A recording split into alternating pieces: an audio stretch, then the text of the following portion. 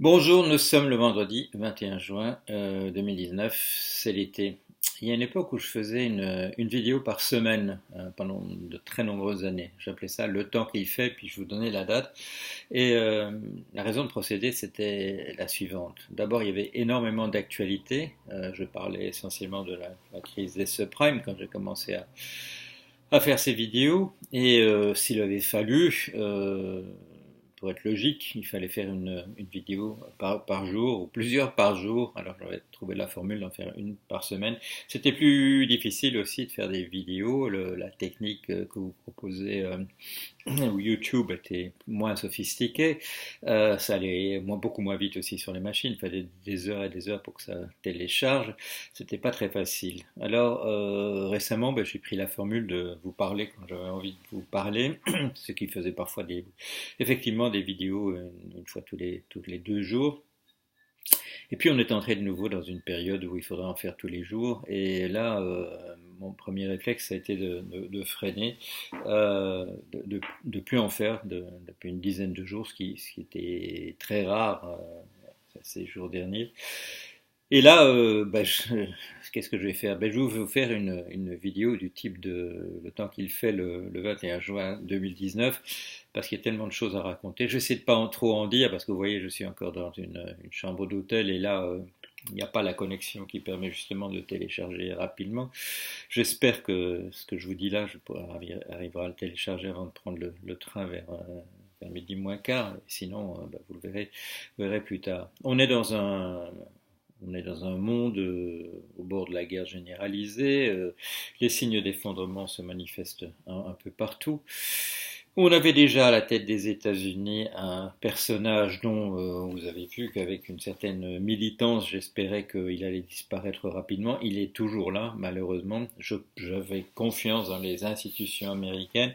J'avais confiance dans Monsieur Robert Mueller pour nous faire un rapport qui serait à ce point dévastateur que Monsieur Trump doit disparaître assez rapidement.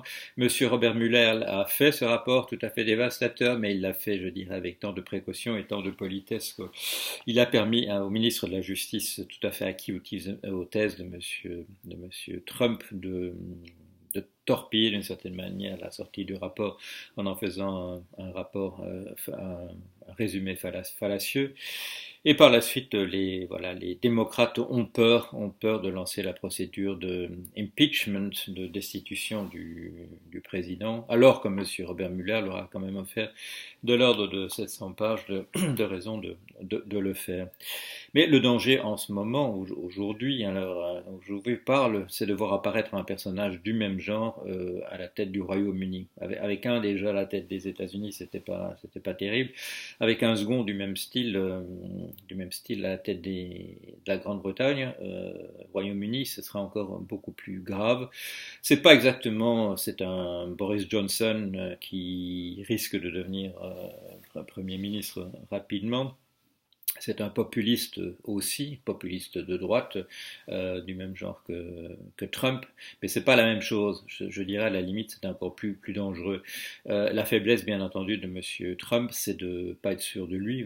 Il doit se réassurer toutes les 10 minutes sur le fait qu'il est pas l'andouille qu'il imaginait être à ses propres yeux, malgré ses grands discours sur le fait qu'il est un génie. C'est quelqu'un qui est très mal assuré.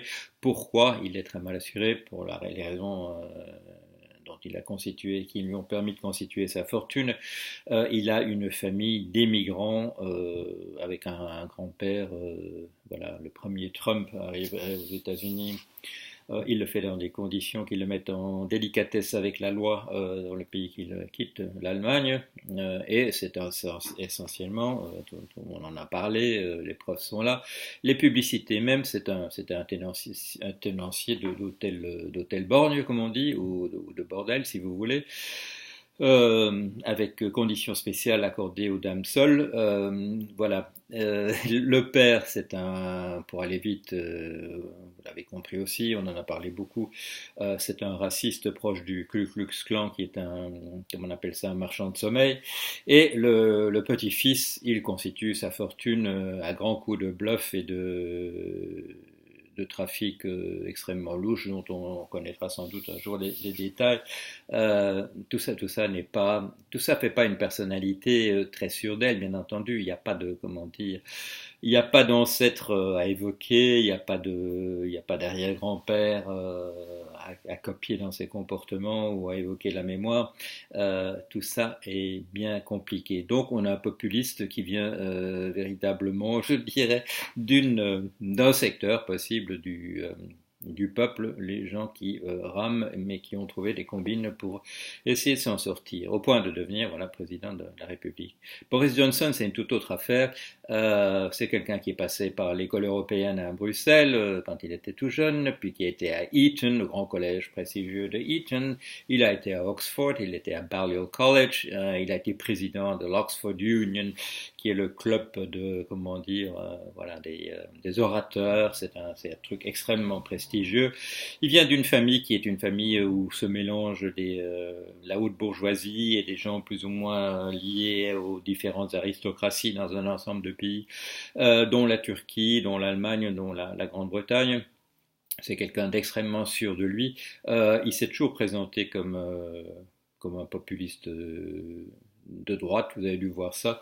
Il a passé des années sans passer un peigne dans ses cheveux. C'est quelqu'un qui peut paraître se faire passer pour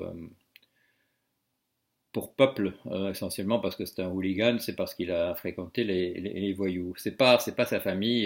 Il y a même des gens extrêmement, je dirais, pointus dans la littérature, dans la critique littéraire. Voilà, il y a des vrais intellectuels dans ses parents proches et dans sa généalogie. Mais c'est quelqu'un qui, par la fréquentation des voyous, peut passer pour quelqu'un du peuple. C'est un style qui s'est donné. Ça lui est pas venu naturellement, c'est quelque chose qu'il a dû acquérir. Voilà. Est-ce que ça le rend moins dangereux que Trump? Non, c'est une autre variété du même style. Il peut être extrêmement dangereux. Il est un représentant de ce qu'on appelle en anglais le jingoisme. Le jingoisme, en français on dirait le patriotisme franchouillard. C'est l'amour de la patrie sans raison précise, ou s'il y a une raison précise, c'est une chose, ce sont à partir de choses dont justement il ne faudrait pas être très fier dans la manière dont son pays s'est comporté. Je viens de regarder, c'est un mot qu'on utilise beaucoup en anglais, jingoisme, c'est l'amour de la patrie, le patriotisme mal placé. Ça vient d'une chanson du 19e siècle, à l'époque où l'Angleterre était en guerre avec la Russie, imaginez-vous. Et il y a une chanson absolument patriotarde, débile, où on dit au détour d'une phrase « By Jingo ». Alors, qu'est-ce que c'est by jingo? Ben, c'est de dire, comme un sacré nom d'une pipe, c'est de dire, au lieu de dire by Jesus, qu'on n'a pas le droit de dire bien entendu, on dit by jingo, et le mot resté, jingoisme, c'est voilà, c'est l'esprit de cette chanson, c'est le patriotisme non justifié, braillard, et ainsi de suite. Si on avait ce type à la tête du Royaume-Uni, on serait bien barré. Non pas qu'il peut se mettre d'accord facilement avec Trump, mais ce serait là aussi, ce serait n'importe quoi dans n'importe quelle direction.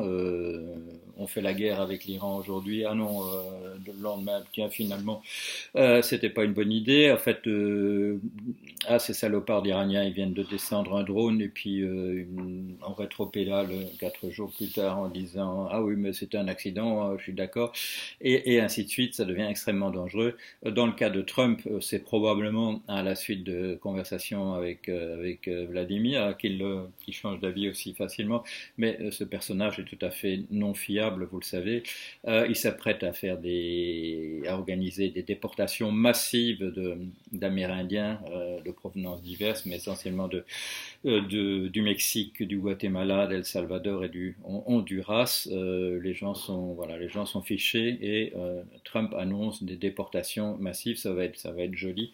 Les époques où les États-Unis ont fait des déportations massives d'immigrés sont des époques, je dirais, tristes dans leur histoire, et on est en train d'entrer là-dedans, tout ça simplement parce qu'on n'a pas pu arrêter ce bonhomme. Alors tout ça est en train de très très très mal tourner. J'ai fait allusion, je l'ai mentionné sur le blog, que hier j'étais la personne qui allait présenter au cours d'une journée qui allait passer à l'Université catholique de Lille à avoir invité Andrew Finberg, qui est un philosophe américain qui est professeur en ce moment à Vancouver, au Canada, un des grands penseurs, de gens qui réfléchissent sur le rapport entre la technologie et nos sociétés. Une personne qui a une belle filiation intellectuelle. Il a été l'étudiant de Herbert Marcuse, dont vous avez sûrement entendu parler. C'était une des grandes figures de réflexion, un des grands penseurs de l'époque de 68, appartenant à l'école de Francfort. Et j'ai fait allusion hier dans un petit mot dans la soirée qui a précédé donc avant-hier, qui a précédé la journée avec Andrew Finberg.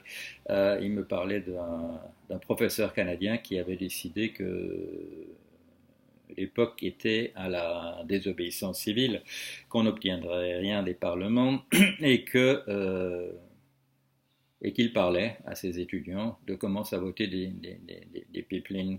Alors hier, Andrew Finberg a précisé qu'il ne donnait pas des détails techniques, mais que c'était quelqu'un donc qui s'est rangé, je dirais, du côté des mouvements de type Extinction Rebellion, en imaginant qu'il n'y a que là qu'on a encore une chance de faire dérailler le train fou, le bolide sur ses rails.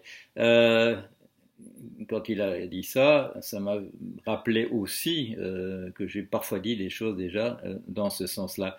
Et le fait de voir un philosophe américain dire des choses dans le même sens, ça a attiré mon attention quand même sur le fait que nous sommes entrés, nous, certains types d'intellectuels, dans des positions assez désespérées, c'est-à-dire en appeler carrément à 2 générations qui nous suivent en disant écoutez, nous les gars, on a fait ce qu'on a pu, mais on jette l'éponge, on a essayé par les moyens qu'on connaissait, ça n'a rien donné, à vous de jouer. S'il faut sauver ce monde, c'est à vous de le faire parce que nous, on est hors course. C'est pas qu'on soit trop vieux, c'est-à-dire qu'on pourrait plus bouger, etc. Mais on a un peu épuisé nos munitions. Nos munitions étaient d'un certain type. Ça a été nous on a appris un peu les choses dans la rue, c'est en manifestant.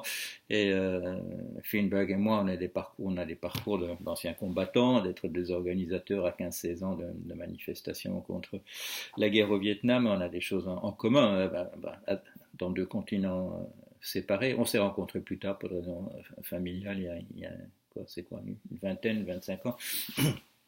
Mais voilà. Et donc on a fait un certain nombre de choses. On donne encore notre avis sur ce qui se passe en ce moment et on participe éventuellement. Mais on a un peu épuisé l'éventail des stratégies qu'on connaissait et notre manière de prier, qu'on s'en sorte quand même, je dirais, c'est de dire allez les jeunes, voilà, si vous voulez encore nous demander du conseil, on sera là parce que il y a plus que vous. Vous êtes le dernier rempart pour l'espèce. Voilà, je vais terminer là-dessus. Ça ne veut pas dire que je n'ai plus rien à dire sur le sujet. Je reviendrai peut-être rapidement, si mes déplacements me permettent d'intervenir au quart de tour. Et il faudrait que je vous parle encore pour terminer, je vous dire un mot sur la Libra. Les États sont à ce point dans un mauvais état, dans un état de délabrement tel que les grandes compagnies qui sont les rivales, les GAFAMI, etc., ont décidé de prendre l'initiative et pourquoi pas de battre monnaie. Et Facebook, malgré toutes les critiques qui lui sont adressées, en particulier le rôle qu'elle a joué d'interférence dans les élections aux États-Unis, qui ont permis à Trump d'être élu, et en faveur du Brexit en Grande-Bretagne, ne se sont pas désemparés et organisent une fédération d'entreprises pour essayer de lancer une monnaie à elle. Alors là, ce serait véritablement, bien entendu, la fin des États. Je espérais que les banques centrales et les États vont encore réagir dans leur, avant d'atteindre la rigor mortis et au moins interdire, empêcher ça, que ce soit des entreprises qui, comme vous le savez, n'ont un véritable scrupule, si ce n'est la logique commerciale envers leurs consommateurs, qui prennent le pouvoir avec maintenant leur monnaie à elles. Mais je devrais sûrement y revenir, vous savez, la monnaie c'est quelque chose qui m'intéresse tout particulièrement. Voilà, allez, à bientôt, je ne vous dis pas quand, on verra bien selon l'actualité et mes possibilités. À bientôt.